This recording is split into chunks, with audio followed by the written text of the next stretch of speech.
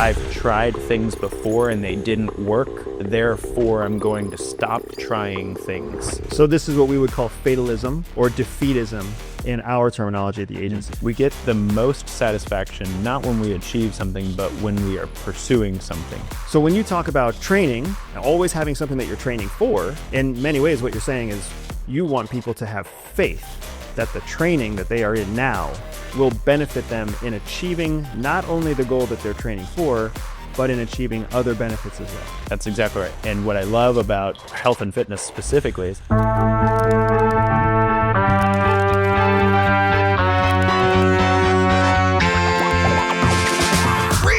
you have this thing that you teach me, Alex, where I should always be training for something. I should never let myself just exercise, always be training for something. Why do you teach me that? So there's this thing in our brains that we get the most satisfaction not when we achieve something, but when we are pursuing something. And so when it comes to our training together, one of the things that I really want for you is, one, for you to enjoy it and know where it's headed. But two, so that in your life, when you're doing all these things that you're super interested in, that your training is a complement to the thing that you're training for. We can keep you in good health. We can keep you in good fitness levels and growing muscle as a man over 40. Like, we can do those things. But at the end of the day, you don't want to wake up one morning and go like, why am I doing this? Like, what's the point? And you can generate some points, but it's really helpful to have something on the calendar that really puts all those things into perspective. CIA knows very well exactly what you're talking about. The whole idea that the pursuit of a goal is chemically more rewarding than achieving the goal, right? So if you think about it in very basic terms, when you achieve a goal, you have that feeling of success, you get a dopamine rush, and you get it once. But when you are pursuing a goal, you have all these checks, these status checks, internally and externally along the way. And every time you do something good, you get a dopamine hit. But every time you do something wrong, you get a cortisol hit. Right. So that's exponentially more chemical dynamics in your body than simply achieving the goal. This is very much the thing that happens in manipulative relationships. It's what happens in abusive relationships. It's what happens when a boss is absent-mindedly ignoring or marginalizing an employee, right? All that stress that you feel in a job or in pursuit of some aspiration, every time you don't get closer, you have a chemical response. Every time you do get closer, you get a good review, you get a paycheck bonus, you get something, you get a raise, you get an attaboy. Right. All of those, you get a chemical response. So there's constantly this cycle of chemical feedback that varies your baseline. And as a human biological creature, we like that feeling. It adds a dynamic element to what we are experiencing. So that makes it very easy to manipulate people, particularly people who are prone to large chemical changes in their cortisol, Yes. or in their dopamine. What is it that you have seen when it comes to people who attempt and don't achieve? So it becomes this self-fulfilling belief that I can't, right? So imagine you start an exercise program, or maybe you start dieting, you try to make some changes to your nutrition. And so you stay with that for a period of time, but not long enough to see the positive come out of it, right? Not long enough if you don't have something on the calendar to train for instance. Why am I eating eggs every day? Like if you can say I'm training for a half Ironman, I've got to get all the nutrients I need in my body right now so that I can keep my muscle mass, I can keep all the choline going to my brain that my body's building neurotransmitters out of. I've got all that on lock. I'm going to eat eggs every day. But if you don't have that, then it's very easy to be like, why am I even doing this? And so when you stop, what's crazy is now you have this belief, and it's twofold. It's very nefarious. The first belief is I can't. You could say I'm a quitter. You can start to identify that I'm a quitter. It's not a good thing, especially with regard to your personal health and fitness, which you're stuck with for the rest of your life, by the way. You don't get to quit at that. The second, but even more deep and nefarious idea is that I've tried things before and they didn't work. Therefore, I'm going to stop trying things because they didn't work. And so it becomes this very vicious cycle for people that that the further they go down that hole of trying things that don't work for them, either not sticking with it or otherwise, that they lose hope. So this is what we would call fatalism or defeatism in our terminology at the agency, right? And it's exactly what you're laying out there. When somebody attempts and perpetually fails, the only chemical reward they get is cortisol. They only get stress. So everybody who hates their job, which is 80% of the population, everybody who might hate exercise, everybody who's out there struggling with something, when they never get the dopamine hit of success and they only get the cortisol hit of stress, it leads them down a path where psychologically they no longer want to do the activity that only causes them stress. It's a survival mechanism. Yes. And then it has this effect of when you are choosing, which is prefrontal cortex, when you choose not to even try, then you trigger a whole separate set of thoughts, and that's what leads to that fatalism and that defeatism. 2 days ago, I was at an event in Tampa, and I was speaking to a group of ultra-high net worth men. There are about 40 men in the room. Minimum net worth for any single man was $10 million, right? So it's a room of high net worth, high-performing, high-achieving men. After the presentation, one of the men pulled me aside, and he was like, hey, I am optimistically scared shitless of the current administration. And I was like, oh, that's interesting. And he's talking about the 2024 election where Donald Trump was elected for a second time. But I loved his phrase. I am optimistically scared shitless. And I was like, how is that different from what if the other guy would have won? And he was like, oh, I was just scared shitless if the other guy won.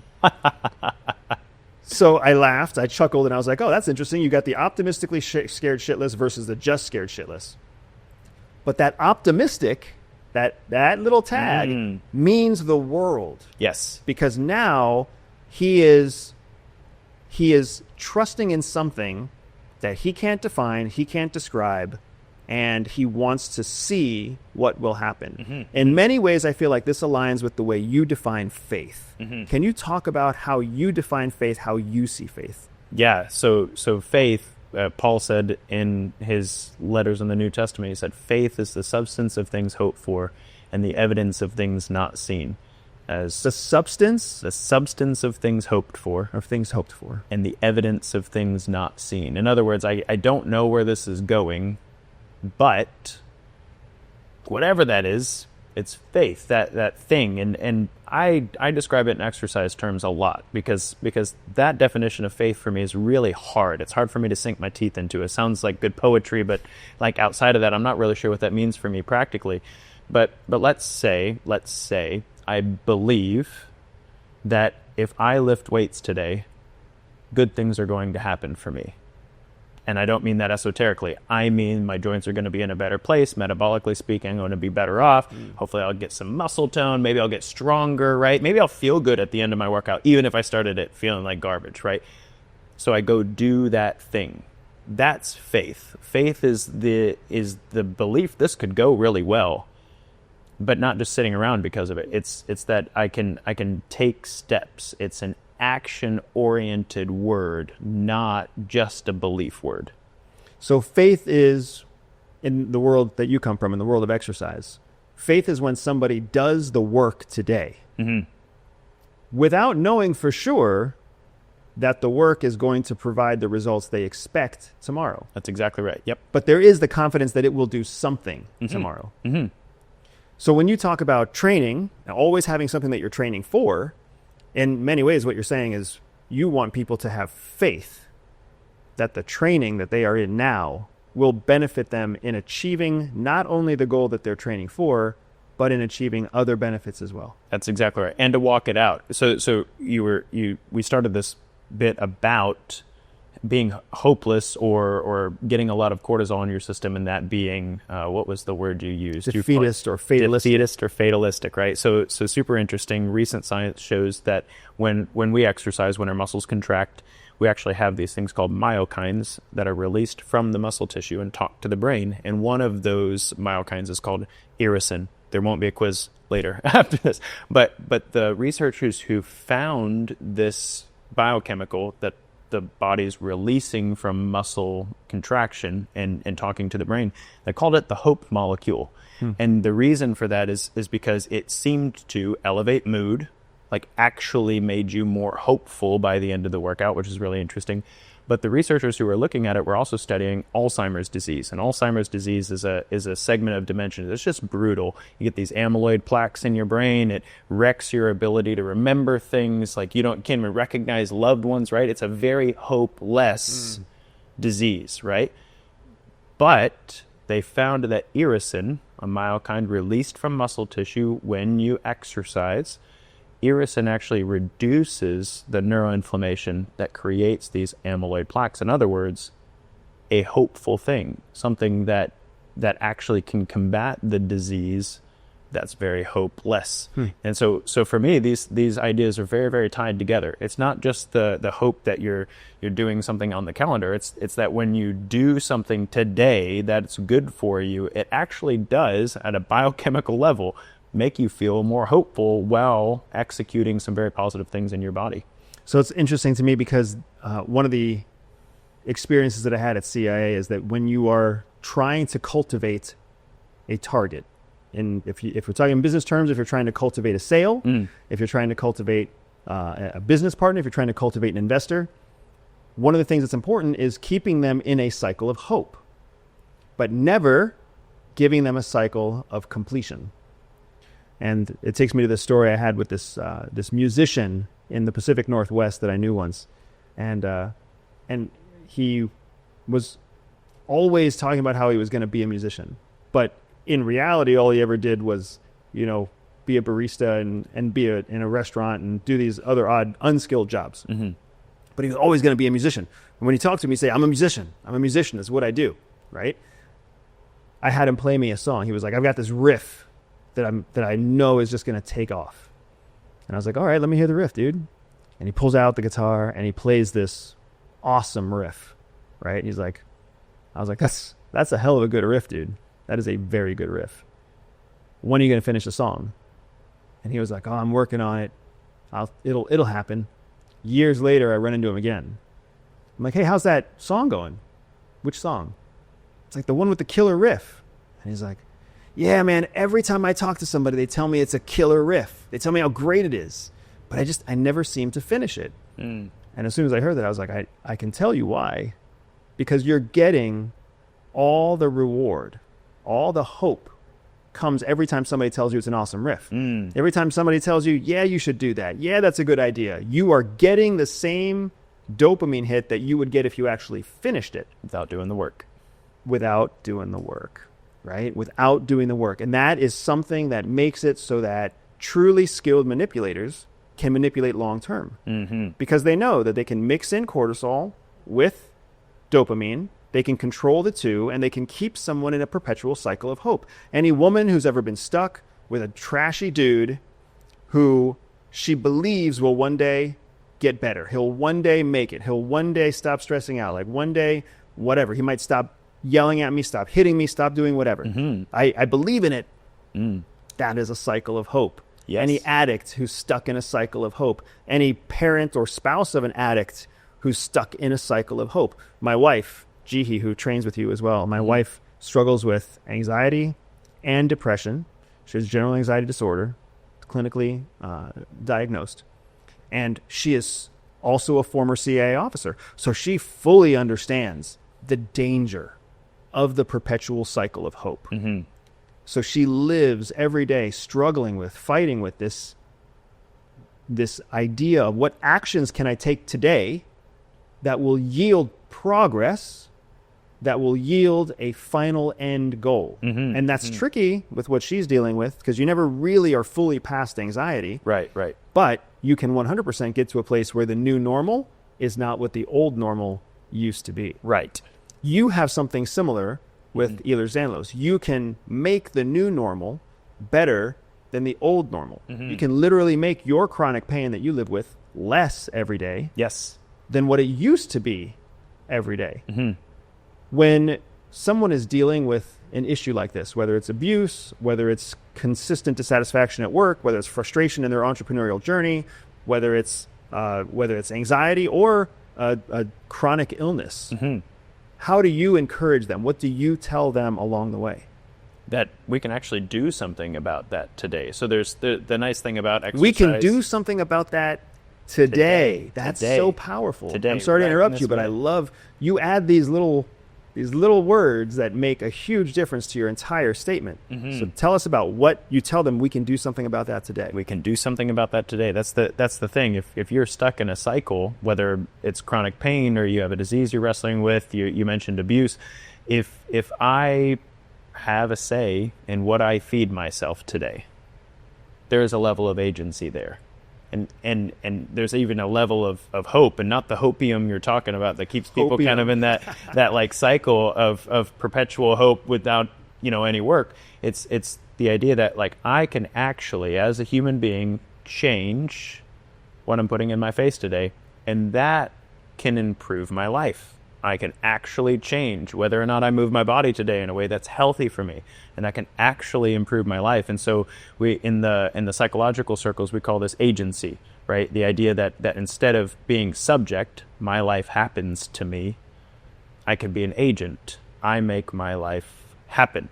And what I love about health and fitness specifically is if I make a practical change today, I am taking agency. And it doesn't have to be a big giant change. It can be a small change, but the point is I have made a change that's positive for me. And the health and fitness industry has really cashed in on taking it drives me bonkers, like that this thing that can be really good in somebody's life doing exactly what you're talking about. Like, oh, you can make a change. Cool, you should buy this supplement. This is the hopium you've been looking for, right? Yep. And so you buy the supplement and hopefully it helps you. Maybe it doesn't. Most supplements aren't worth the money you spent on them, I'm very sorry to say. But if you do that thing, it kind of corrupts the system, right? So in my world, what I want people to know is that agency comes from making practical, powerful steps on a regular basis that puts that control back in your hands.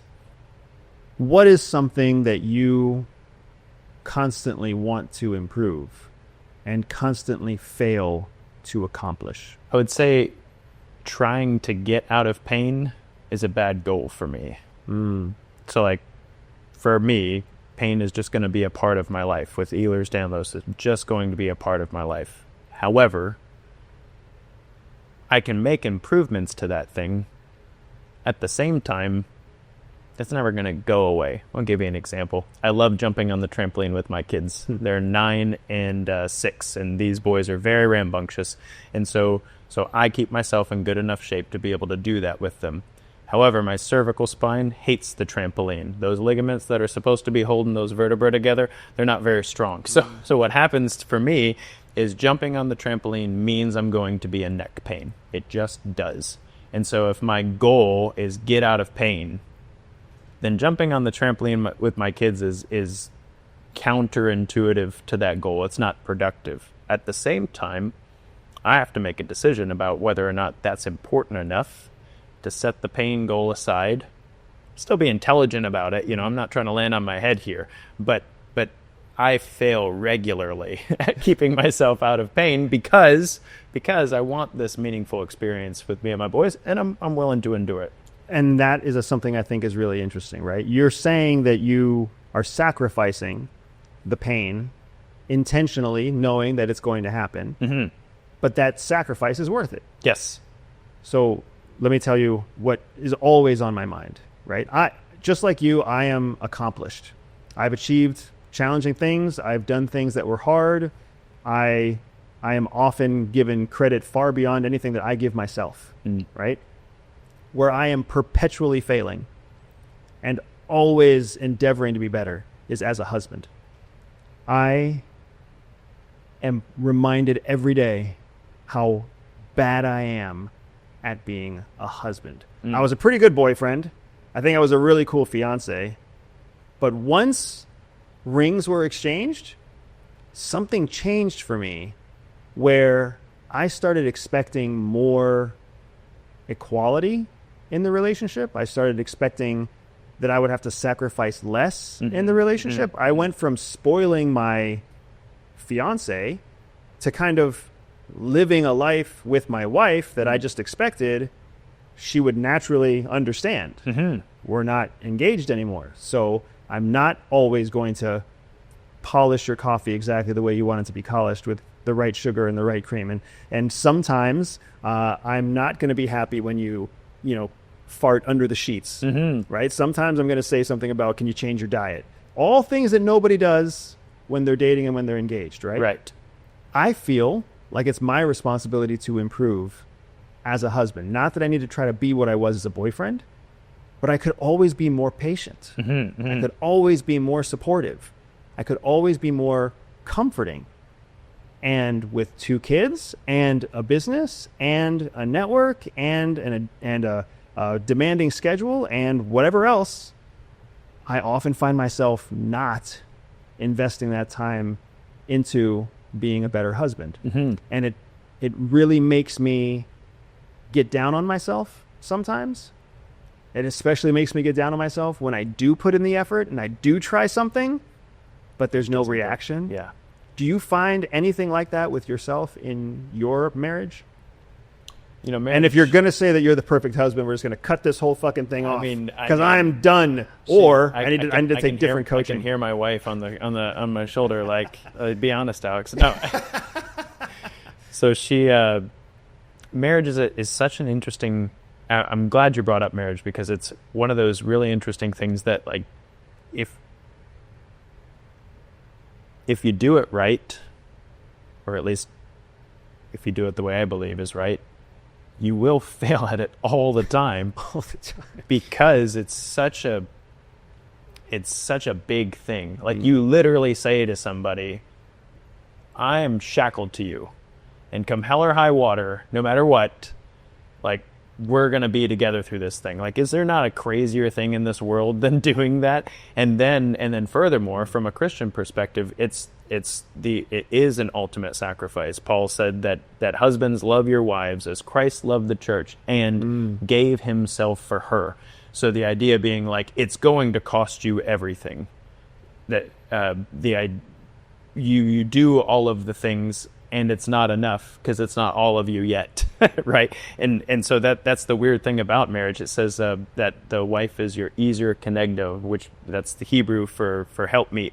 It means, like, helpful adversary. I'm going to wrestle with you, and you're going to make me better. And that's not just the fun kind of wrestling. Like, I'm going to wrestle with you, and you're going to make me better. So I would say in my marriage, as soon as I think I've got it all together, I learn something else that teaches me that I don't. And so, well, it's definitely a continual process of improvement, because I'm not perfect. I would like to be, but I'm not. And so it's self-awareness and failing that drives the marriage to be better. I would say that I love being married. It's so much fun, and I hope my wife says the same. But at the same time, as a husband, meeting her needs and also caring for her and giving myself for her, that is definitely a daily choice and a daily sacrifice. I know there's lots of husbands out there that don't verbally acknowledge ever how much they struggle with being a good husband. And I know there are many men out there who struggle every day with being a good husband, and they're inundated with information that makes them feel like they're justified for their feelings of anger or frustration, anything except for the feelings of sadness and discouragement, right? And that's what leads to anything from divorces to porn addictions to all sorts of other things. It's also what leads to just marriages that dry up. Even if you stay with the same ring on the same finger, but the love is gone and the passion is gone and the curiosity is gone and the interest is gone. That's just something that many people deal with when they are constantly flooded with the cortisol that comes from not achieving the goal. Just like with an exercise, just like with a workout, just like with anything else. And I have this, just a very short story. My wife and I, about 2 years ago, had a real, like, heart-to-heart about her anxiety and her depression. Because with a couple of kids, and then as we get closer and closer to premenopause for her, her hormones are changing. Like having children transforms a woman's body and a woman's hormones. Yeah. And then aging transforms a woman's hormones. And then when a woman is constantly exercising like my wife is, her body is always adapting and changing to different levels of you name it, right? Whether it's what she eats, whether it's what her body naturally produces, or if she's taking an external medication, whatever comes into the system. So she's always changing. So we have this heart-to-heart, and I ask her, do you think you'll ever be past your anxiety and your depression? And she said, I used to think I could. I used to think I could. So the woman I married was a woman who used to think she could get past her depression and her anxiety. So when I proposed marriage, I proposed to that woman who had the belief that she would get past it. 14 years later, I'm now having a conversation with a woman who has accepted she will never get past it. But she's not going to stop fighting it. Right. Which put the onus on me to say, what am I going to do? How am I going to change my goal? How am I going to change my faith? Am I going to have faith that she's wrong right now and she'll change her mind in the future and she'll try to get past it? Or do I need to change my faith to say, this is something we will both always have to deal with, and I will put my hope in the unseen. I will put my faith in the fact that she will keep fighting it. And I can't do anything about that. I don't have the control to fight it harder. All I can do is support her to whatever level she is choosing to fight the anxiety and depression. And that was a very hard conversation for me. It's still 2 years later so impactful that I'm chewing on it every day, because some days my wife is smiles and laughter, great ideas and creativity and adventure and spontaneity. And sometimes my wife is a puddle on the floor, and she really doesn't have the energy to do anything except barely hold the little puddle in the puddle shape. It's so wild to see how you have to change throughout a marriage. And then what's really fucked up is when I put a CIA layer on top of that, because CIA always teaches us to put yourself in the target's shoes. So then when I put myself into my wife's shoes, she's got to deal with the changes in me.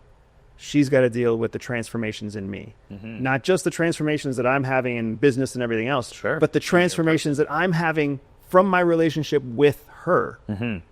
What is the most challenging thing for your wife in being married to you? I would say that I feel like you should ask her, but this is the exercise, my friend. This is the exercise. I would say that the most challenging thing about being my wife is that I have so many things that I'm up to all of the time. And so my brain goes in a million different directions. When we were first married, she'd wake up and she's like a 7 a.m. waker. I'm a 5 a.m. waker. So I've already had 2 hours to do the research of the day, to get my workout done. I'm all ready. And so she'd walk out and I'd be like, hey, and tell her, here's what I learned, and here's all the research and blah, blah, blah. And we were married for about 4 months before she was like, can you just not talk to me in the morning? Right. But that is who I am. That's the way my mind works. I'm always interested in something new, and I'm always interested in both the understanding it, but also articulating that and helping other people to understand as well. So for my wife, the challenge there is, one, grace and patience, because this is just Alex. He's never going to shut up about what he's interested in. She loved it when I started my first podcast. She's like, oh, great, everybody else can listen. In your closet. Yeah, I'd be talked out. I would be talked out in my closet. But second, though, that means that it is a conscious effort for me to stop down on exactly what you're talking about. Because my wife, although we've been married for 10 years, she is still changing and new and interesting every day. And so that's a conscious effort on my part to become a student of my wife in the same way that I'm interested in all the things that I become a student of elsewise. And I would say that my wife is very graceful in that way. She's probably more emotionally stable than I am. Neuroticism is a metric of personality. So So she would accept that sooner than I would until it became a problem. When it becomes a problem for her, it was probably a problem like 3 months ago, right? So I'd say that's likely the most challenging thing about being my wife, but I'd be very interested to see what she had have to say. So what's fascinating is all you have to do is ask her, and arguably you're going to find out that truth. Yeah. The truth is a very awkward and difficult thing, and that's why we all avoid it.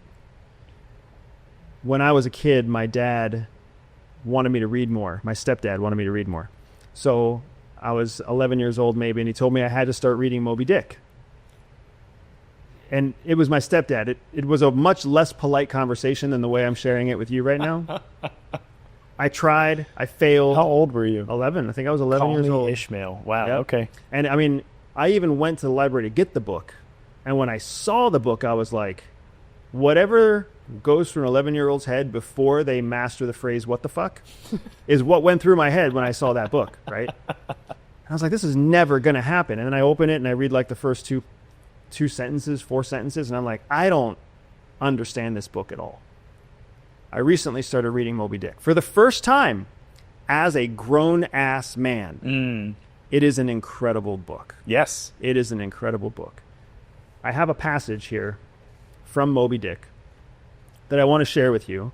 It's a little bit out of context, so I'm going to give you some context, then I'm going to read the passage to you. And this was really a striking passage for me, which is why I'm sharing it. So you have to imagine Ishmael, the first person, the hero of the book, at least as far as I've gotten so far, is trying to get on a whaling ship. That's his goal, is to get on a whaling ship and go out to sea and become a whaler.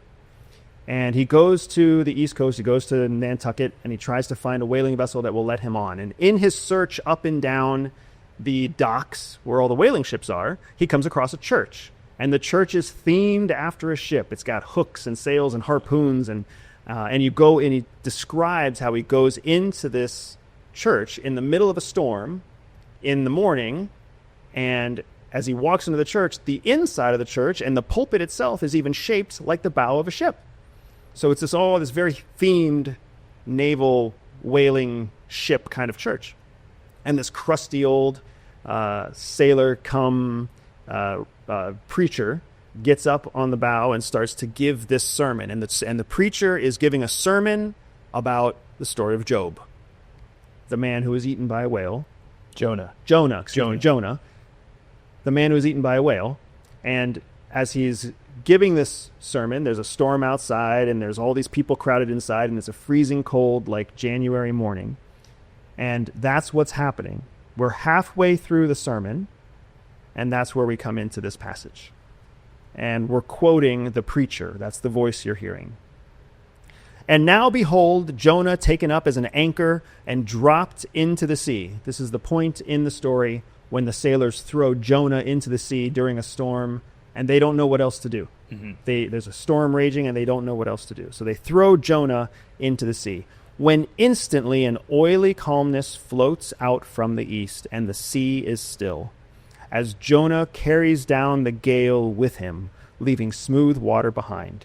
He goes down in the whirling heart of such a masterless commotion that he scarce heeds the moment when he drops seething into the yawning jaws awaiting him, and the whale shoots to all his ivory teeth like so many white bolts upon his prison.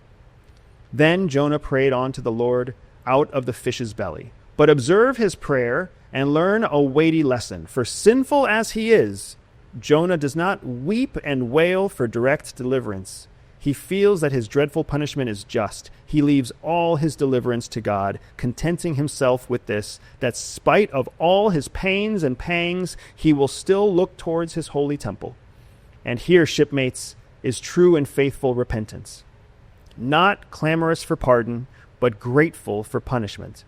And how pleasing to God was this conduct in Jonah is shown in the eventual deliverance of him from the sea and the whale. Shipmates, I do not place Jonah before you to be copied for his sin, but I do place him before you as a model for repentance. Sin not, but if you do, take heed to repent of it like Jonah. While he was speaking these words, while the preacher was speaking these words, The howling of the shrieking, slanting storm outside seemed to add new power to the preacher, who, when describing Jonah's sea storm, seemed tossed by the storm himself. His deep chest heaved as with a groundswell. His tossed arms seemed the warring elements at work, and the thunders that rolled away from his swarthy brow and the light leaping from his eye made all his simple hearers look on him with a quick fear that was strange to them. There now came a lull in his look, as he silently turned over the leaves of the book once more, and at last, standing motionless with closed eyes for the moment, seemed communing with God and himself. But again he leaned over towards the people, and bowing his head lowly with an aspect of the deepest yet manliest humility, he spake these words: Shipmates, God has laid but one hand upon you. Both his hands press upon me. I have read ye by what murky light may be mine the lesson that Jonah teaches to all sinners, and therefore to ye, and still more to me, for I am a greater sinner than ye. And now how gladly would I come down from this masthead and sit on the hatches there where you sit and listen as you listen while some one of you reads me that other and more awful lesson which Jonah teaches me as a pilot of the living God. How, being an anointed pilot prophet or speaker of true things and bidden by the Lord to sound those unwelcome truths in the ears of a wicked Nineveh, Jonah, appalled at the hostility he should raise, fled from his mission and sought to escape his duty and his God by taking the ship at Joppa. But God is everywhere. Tarshish he never reached. As we have seen, God came upon him in the whale and swallowed him down to living gulfs of doom, and with swift slantings tore him along into the midst of the seas, where the eddying depths sucked him 10,000 fathoms down. The weeds were wrapped around his head, and all the watery world of woe bowled over him. Yet even then, beyond the reach of any plummet, out of the belly of hell. You're a man of faith. You're a man who lives in pain. You're a man who constantly strives for the difficult thing. When you hear this passage, what comes to your mind? Jesus used Jonah's story as an image and the sign for the generation of people who asked of him, "Heal us, show us a sign." And these were the Pharisees specifically. They wanted Jesus to demonstrate his power on earth so that they could believe. But he said, "You wicked and unfaithful generation, no sign will be given to you except the sign of Jonah." It could mean a lot of things, but one of the things that means to me is that Jesus was going to live and demonstrate through the way he lived the power of faith. That's what he was saying. I don't need to show you a sign. Watch how I live. But the sign will be when I die. All the difficulty, all the pain, all the suffering, I'm going to take that on myself. And 3 days later, just like Jonah, 3 days in the whale, I'll come back. That'll be your sign. And so for me, when I hear this passage, and I meditate on Jonah's story and Jesus' story, my answer is very similar for me too. When I wrestle with my own pain, when I wrestle with my own suffering and own difficulty, my only recourse, or the only recourse that makes sense to me, is to walk through this with courage, to walk through this with forthrightness, maybe with some grace and patience if I can manage it. And by doing so, that will be the sign to everybody who wants the magic pill or wants to find some way out of it. Like, no, this is the way. And if you want it, you can walk in it too. I appreciate your faith and I appreciate your theological take, but I want to express something very different that I see. This is a story written by a man named Herman Melville. Moby Dick is a story written by a man. And inside the story, Herman Melville creates a character. And that character is this crusty old preacher. And in this preacher, he tells a story that is biblical. The line that gets me over and over again is when the preacher says to his congregation, "Shipmates, God has laid but one hand upon you. Two on me. Both of his hands are upon me." And he goes on to say, "I would gladly come down from this masthead and sit where you sit and listen as you listen." Yep. Because what he's saying is, I want one of you people to have two hands of God upon you so that I can only have to deal with one. And what's fascinating to me is that just like the story of Jonah, what the preacher is talking about isn't religious. I don't think what this entire passage is about has anything to do with God. I think it has to do with the word truth. Truth. Jonah was fleeing from the truth. The preacher is speaking the truth. Jonah was trying to avoid the burden of truth. The preacher is feeling the burden of truth, and he's trying to communicate to the congregation, the truth sucks. Nobody wants to hear it. Nobody wants to act on it.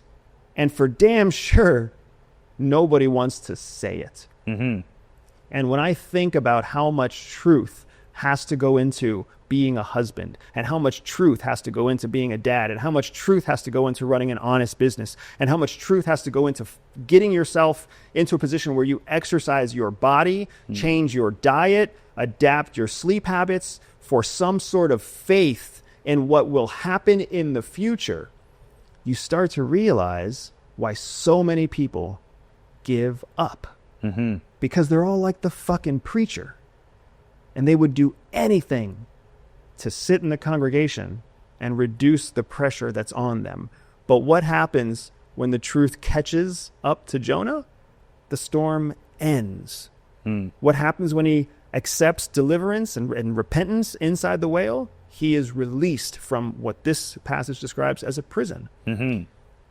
There's so much power I find in literature and art, because art is informed by human experience. And here we have an author creating a character, creating a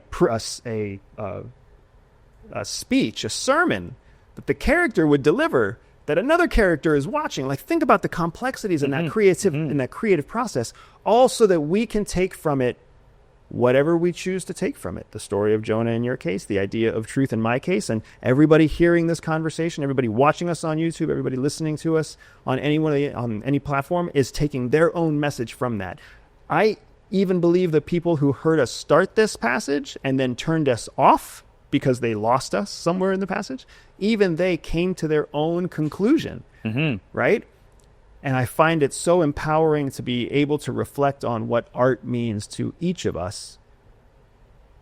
And I owe that to my wife, because prior to meeting her, I had given up on art, and I just assumed that art was make-believe. Sculptures were make-believe. Paintings, the fact that there was any kind of emotional element to any of it was fake to me.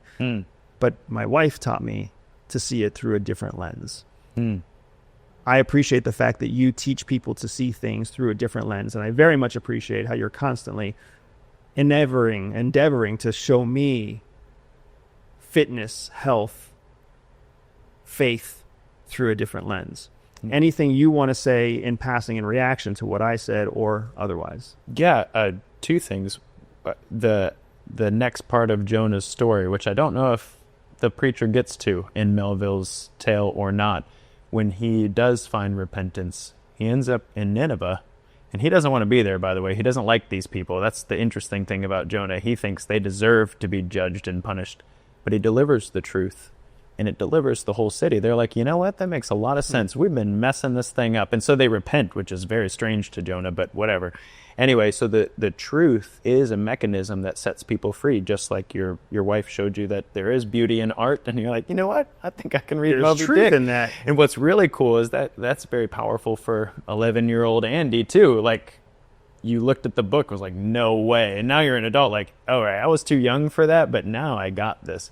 But I think the second thing is that when we execute truth, what makes it true is that it actually works. What makes it's not just my own truth. It's like I put it into practice today. It's not something I believe. It's something I act out. And if it's true, then the consequences thereafter follow, which is why the health and fitness thing, I love it, because you can, is it true or not? I don't know. Let's test it out. And if it's not true, it does not work. And nobody has to be what's the word? Nobody has to be fooled by that. Alex Van Houten, you are my good friend. You train me. You help me improve my body, my mindset all the time. Thank you so much for making time to be here. If folks are meeting you for the first time, where can they find out more about you? They can find me at everydayspy.com/Alex. And everything that you're doing is going to be listed there. They can follow you in all your adventures, all of your podcasting, all of your writing, all of your research. Alex, it's been awesome to have you here. Folks, if you enjoyed this conversation, make sure you take a moment to like, comment, subscribe, share this episode with a friend. If there was anybody in your family, in your friend network, in your sphere of influence that would have benefited from something that we talked about today, it is very much our mission to help you break barriers. If you want to learn more about Alex, you'll find his link in the description below. And if you want to learn more about how I think or any of our other spy partners and brothers think, make sure that you take a moment to click on my link in the description below so that you can see what kind of spy you would be. We'll see you on the other side. So fresh, so new.